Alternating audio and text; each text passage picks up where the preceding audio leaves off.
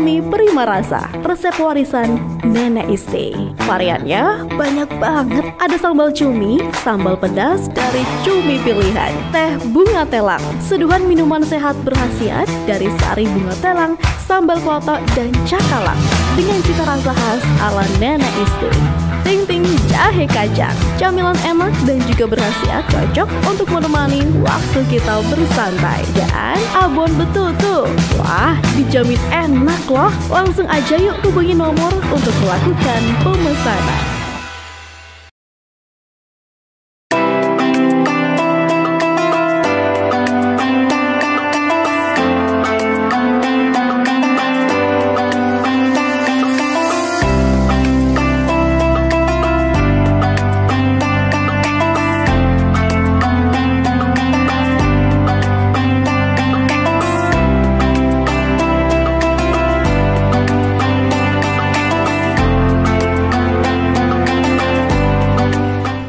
Baik, pemirsa Jember 1 TV masih di Studio 2 Jember 1 TV dengan status embun Ramadan. Kita beri semangat dulu ya, adik-adik santri muda.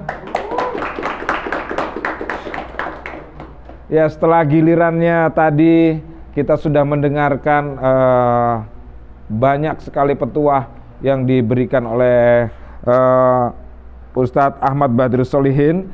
Nah, sekarang giliran adik-adik juga untuk bisa bertanya, karena bagaimanapun bulan Ramadan ini adalah hikmah terbesarnya membangun nilai yang tadi Ustadz bilang, membangun keimanan, kemudian juga membangun keikhlasan. Nah, dengan cara kita mungkin barangkali berdialog sedikit membuka cakrawala itu dan menjadikan bekal kemudian di langkah berikutnya. Siapa dari santri muda yang ingin menyampaikan pertanyaan? Oh ya, sebutkan nama dan dari mana asalnya, silakan. Assalamualaikum warahmatullahi wabarakatuh. Waalaikumsalam warahmatullahi wabarakatuh. Izin bertanya Ustadz. Perkenalkan, nama saya Rizky Adinata dari SMKN 8 Jember. Wah, SMK 8. Izin bertanya Ustadz, apakah kita bisa memprediksi atau mengira-ngira kapan sebenarnya terjadi malam Lailatul Qadar? Baik, itu pertanyaannya ya. Mengira-ngira atau memprediksi. Ini tadi sempat saya juga menyinggung seperti apa nih tanda-tandanya. Tapi kalau bicara memprediksi ini kan udah berbeda nih Ustadz. Ya. Ini seperti apa Ustadz kira-kira Ustadz? Iya begini, jadi memang sebenarnya kan begini ya. Lailatul Qadar itu memang sengaja dirahasiakan kapan. Cuma memang ada beberapa ulama berdasarkan pengalaman beliau begitu ya. Memberikan stressing gitu, penekanan-penekanan di malam-malam tertentu. Ada yang unik ya, dan ini kalau di kalangan pesantren sering ini diajikan ya, diajikan lah, diajarkan. Jadi Hujjatul Islam Abu Hamid Muhammad Al-Ghazali, Imam Al-Ghazali itu dalam kitabnya pernah menjelaskan atau membuat semacam prediksi. Tapi itu pun bukan sesuatu yang pasti ya. Ini hanya sekedar apalanya sedikit bocoran mungkin ya. Karena Imam Ghazali ini kan selain ulama besar, beliau juga seorang waliullah ya. Kalau saya menduga kuat bahwa beliau sudah biasa dapat Lailatul Qadar itu gitu. Jadi kalau Imam Ghazali itu melihat pakai hitung-hitungan, melihat hari pertama bulan puasa. Ramadan itu hari apa? Bulan apa? Hari pertamanya. Bulan Ramadan tahun ini hari apa gitu. Jadi Imam Ghazali itu membuat hitung-hitungan gitu ya. Kalau Ramadannya itu dimulai hari Ahad, hari Minggu atau hari Rabu, maka kemungkinan besar Lailatul Qadarnya itu malam tanggal 29. Jadi kalau hari Minggu atau Rabu malam Lailatul Qadarnya menurut Imam Ghazali kemungkinan besar, bukan pasti ya, kemungkinan besar malam tanggal 29. Kalau tanggal pertama atau hari pertama Ramadannya itu hari Senin, maka kemungkinan besar Lailatul Qadarnya itu tanggal 21, malam tanggal 21. Tanggal 21. Ramadan. Kemudian kalau hari Selasa atau Jumat, jadi Ramadan hari pertamanya Selasa atau Jumat, maka kemungkinan besar Lailatul Qadarnya itu tanggal 27, malam tanggal 27 Ramadan. Ramadan. Kalau hari Kamis, kemungkinan besar malam Lailatul Qadarnya itu tanggal 25, malam tanggal 25 Ramadan. Yang terakhir kalau hari Sabtu, jadi hari pertama Ramadannya hari Sabtu, maka kemungkinan besar tanggal 23, malam tanggal 23 Ramadan itu Lailatul Qadar. Nah, ini prediksi, semacam prediksi kayak ya, karena memang beliau Imam Ghazali kan tingkat spiritualitasnya tinggi ya. Beliau mungkin memperhatikan dari tahun ke tahun selama beliau hidup, pengalaman para waliullah atau para orang-orang yang dapat Lailatul Qadar tahun itu gitu. Jadi bisa diprediksi, bisa membuat prediksi semacam itu. Tetapi siapa tadi, Firman ya, Rizky, jadi yang paling penting itu sebenarnya seperti yang saya katakan tadi, kita itu memperkuat keimanan dan keikhlasan. Apa artinya? Artinya ibadah puasa dan ibadah-ibadah yang lain yang kita lakukan selama Ramadan itu kita niatkan semata-mata karena Allah semata. Boleh niat mengejar Lailatul Qadar, ingin mendapatkan Lailatul Qadar, bukan karena ingin sok-sokan, bukan karena saya ingin jadi hebat nih, saya kalau dapat Lailatul Qadar jadi superhero, bukan itu tujuannya. Tapi semata-mata karena mengharap ridha Allah saja. Jadi dapat Lailatul Qadar pun tujuannya ya semata-mata karena Allah. Nah, kalau niat itu sudah kita tata sejak awal, maka saya kira seperti yang saya katakan tadi, kita berusaha sekuat tenaga untuk beribadah dengan iman dan ikhlas yang penuh itu ya sejak tanggal pertama, tanggal 1 ya, hari pertama Ramadan sampai hari terakhir Ramadan. Gak hanya fokus di malam-malam tertentu saja. Jadi ibadahnya full ini. Kalau bahasanya beberapa teman itu, ya pol-polan sudah sampai klimaks bener itu setiap malam, setiap hari gitu. Bukan hanya di malam-malam tertentu saja. Nah, itu. Tapi juga gini ya Ustadz ya. Kalau udah misalkan kita ngikutin itu nih Minggu berarti tanggal 29 nih akan dapat nih. Tapi kalau hanya itu aja, puasanya juga itu aja, mungkin juga bisa nggak bisa juga kan itu ya. Ya pastilah. Jadi intinya mungkin ini pembahasan yang saya terima. Kita tidak perlu risau untuk itu, pasti akan kita lewati selama 30 hari berpuasa, kan begitu ya. Dari awal sampai akhir adalah bagian yang kita mengumpulkan pundi-pundi nilai-nilai baik, keimanan dan keikhlasan itu tadi. Nah, makanya nilai yang patut kita petik benar dari Lailatul Qadar itu sebenarnya adalah ini ujian nih bagi kita. Sejauh mana kita ikhlas beribadah kepada Allah. Jangan-jangan kita malah mengharap hanya satu harapan saja gitu. Bukan totalitas Ramadan. Padahal kan Ramadan 1 bulan penuh itu bulan yang sangat istimewa kok.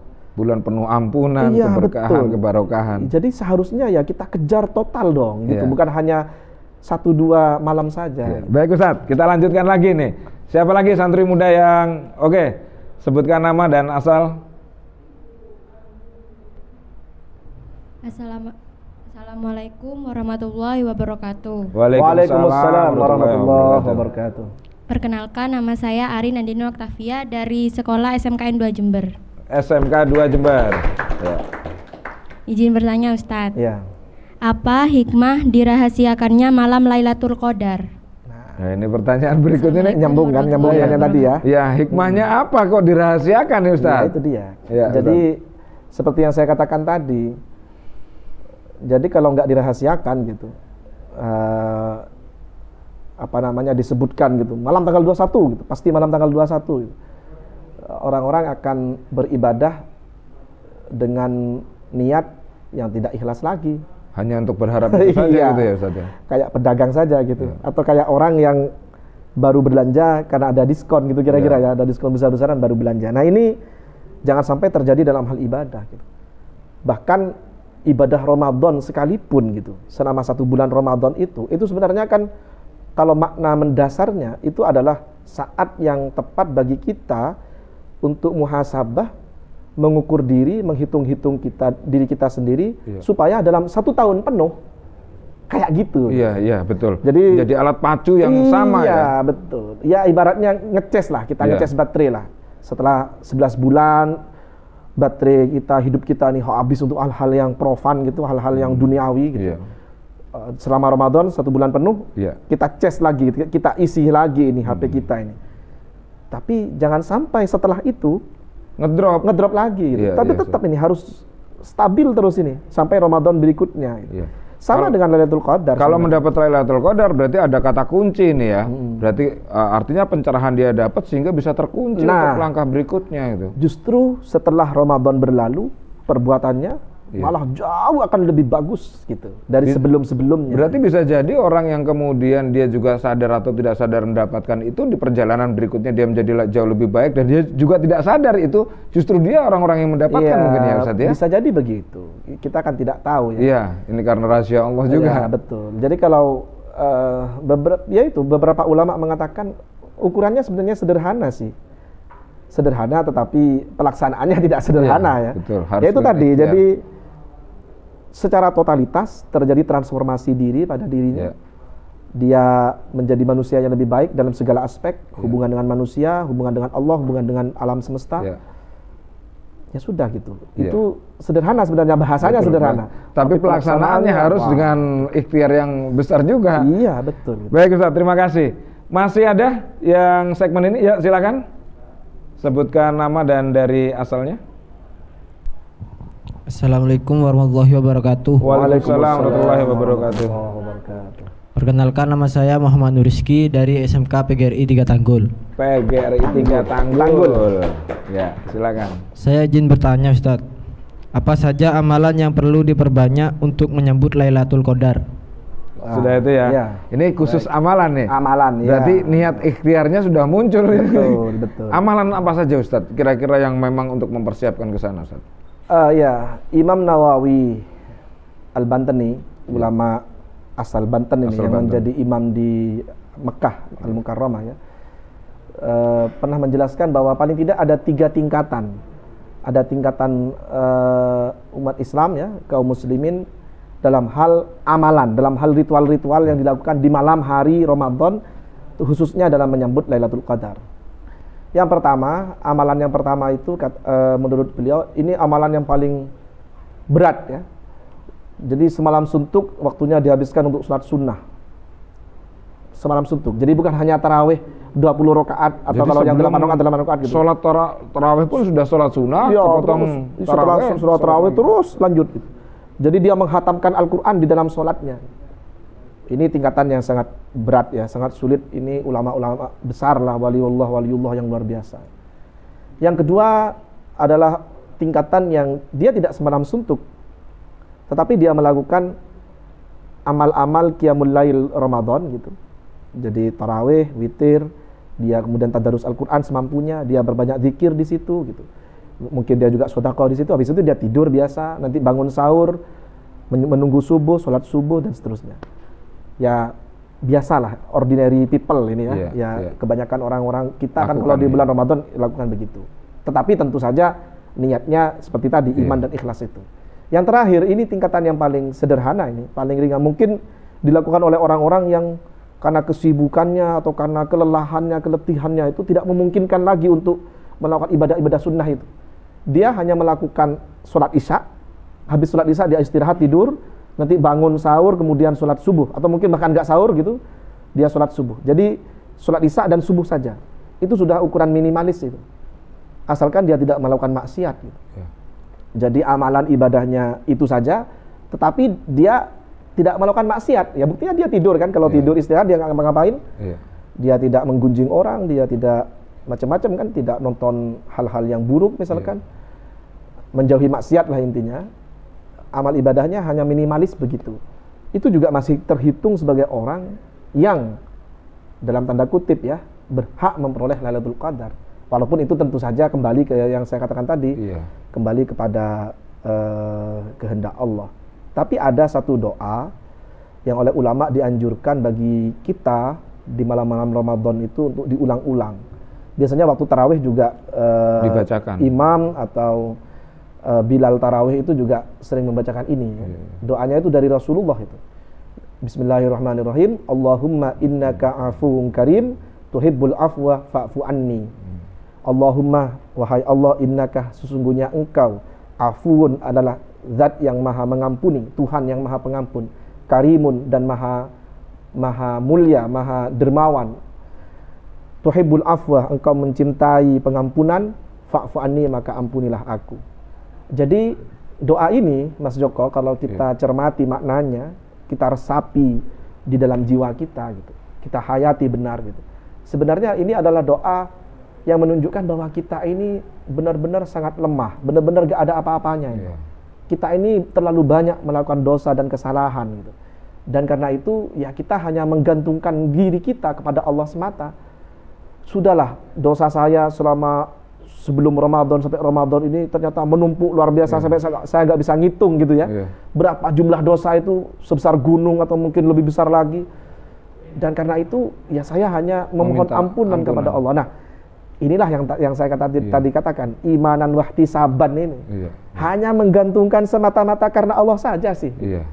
Bukan karena saya bisa beribadah sekuat tenaga saya, bukan itu. Tapi Allah yang memberi ke kita gitu. Toh semua ibadah macam-macam itu kita lakukan ya karena itu bagian dari melaksanakan perintah Allah saja. Artinya kita tidak mengandalkan amal kita, ya Dek ya. Kamu nanya amalan kan? Tapi bukan amalan itu sebenarnya yang akan mengantarkan kita kepada mendapatkan rahmat Allah, bukan. Bukan amalannya, tapi Allah memberi kepada kita. Dan supaya Allah memberi kepada kita apa? Ya kita harus kosongkan diri benar-benar dari kesombongan. Jangan sampai ada kesombongan sedikit pun di diri kita. Nah ini yang sulit, Mas. Jadi tidak hanya ritualnya, tetapi juga nilai-nilai batinnya yang harus terolah. Baik Ustadz, pemirsa Jember Hatu TV, ini semakin menghangat ini. Adik-adik santri muda kita ini juga ternyata membutuhkan banyak hal masukan. Dan alhamdulillah mudah-mudahan menjadi kebarokan kita. Amin. Kita jeda dulu sesaat setelah pariwara berikut ini dan kita akan lanjut di segmen berikutnya.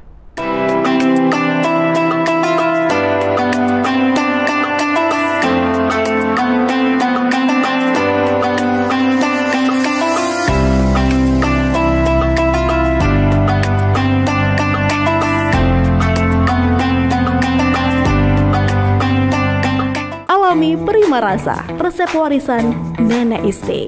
Variannya banyak banget. Ada sambal cumi, sambal pedas dari cumi pilihan, teh bunga telang, seduhan minuman sehat berkhasiat dari sari bunga telang, sambal klotok dan cakalang dengan cita rasa khas ala Nenek Iste. Ting-ting jahe kacang, camilan enak dan juga berkhasiat cocok untuk menemani waktu kita bersantai. Dan abon betul tuh. Wah, dijamin enak loh. Langsung aja yuk hubungi nomor untuk melakukan pemesanan.